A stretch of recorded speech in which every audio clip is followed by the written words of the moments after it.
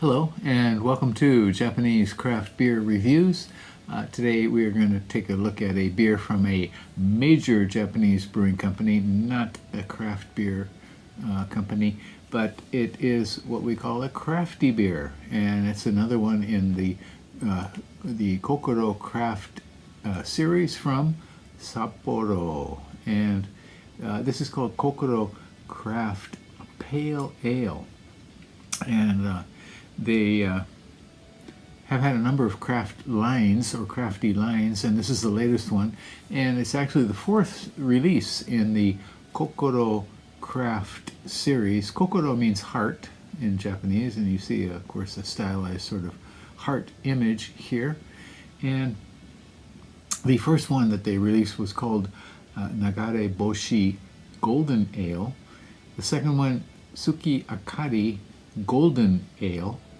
And the third one was a white ale, recently released, and then this one here. And I think this one was released just a few weeks ago, in August 2024, maybe a little bit earlier.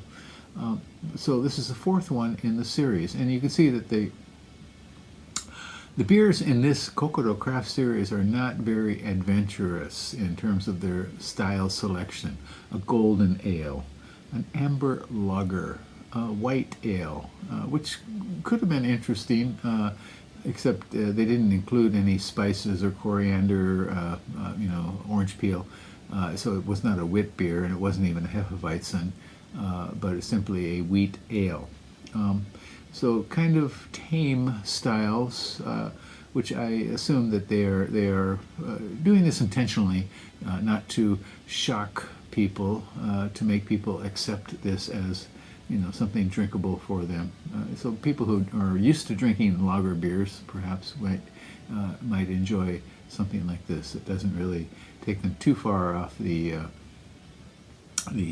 tradition or the palate that they are used to.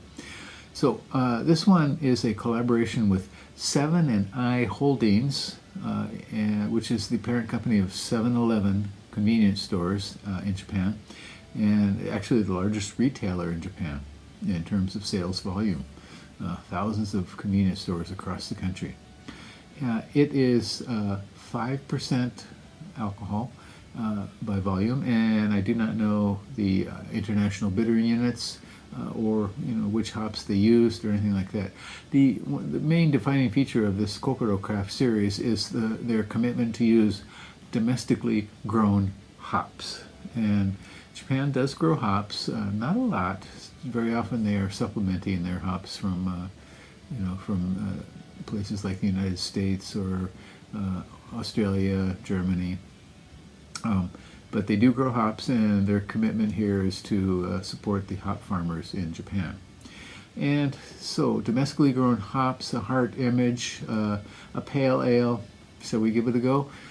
Rate beer, there were no ratings at all when I checked. It wasn't even listed. It is listed now. And on Untappd, there were 136 ratings when I checked just today. And the average was 3.22 out of 5. So kind of fair to middling. 269 yen where I bought it, at the 7-Eleven where I bought it, and that would turn into $1.71 in US dollar terms. In terms of euros, 1.67. So it seems to me the euro and the dollar are kind of approaching parity, or approaching the same level right now. $1.71 and €1.67. So anyway. Okay, so should we give this a go? Pale ale, and I assume it's an American pale ale, just because. No, I was reading, what was it, Japan Craft Beer Association, Journalists Association, and they reviewed some of these beers, and I assume it's an American pale ale. Okay.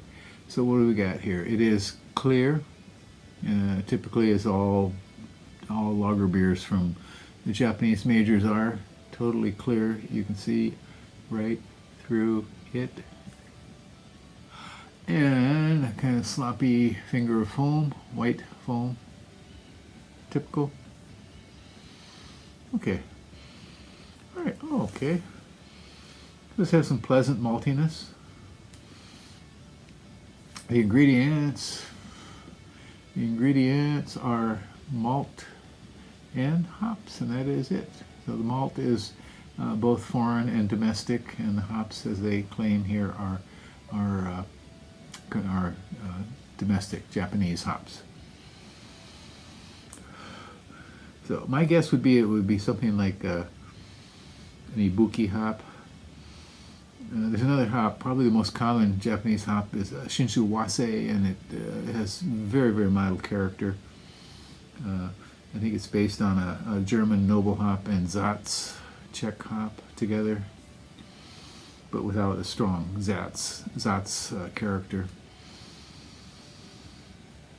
Satz is the beer you will definitely notice if you open a bottle of Pilsner or Kel and hold it in front of you. The aroma comes right out. Kind of stinky, a little skunky maybe. So this doesn't have any of that.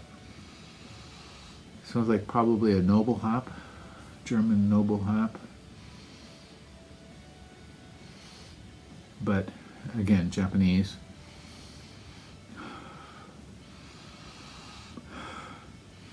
Very lightly fruity.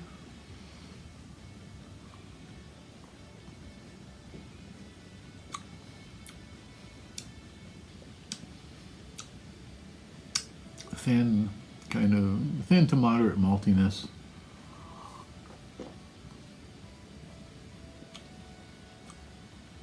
Light bitterness. It's okay, it's nondescript. Doesn't really announce itself. Pale ales very often don't, but certainly a good craft beer brewer making a pale ale will definitely let you know that that is the style. And here I'm not getting that so much. It's not bad. Quite drinkable. But in this day and age when there's so many good pale ales to be had, this certainly does not stand out, except in the 7-Eleven where I bought it.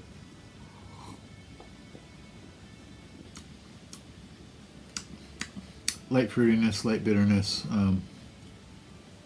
floats away on the tongue. Doesn't make much of an impression. I'm going to say it's one-dimensional, maybe with a slight second dimension floating in.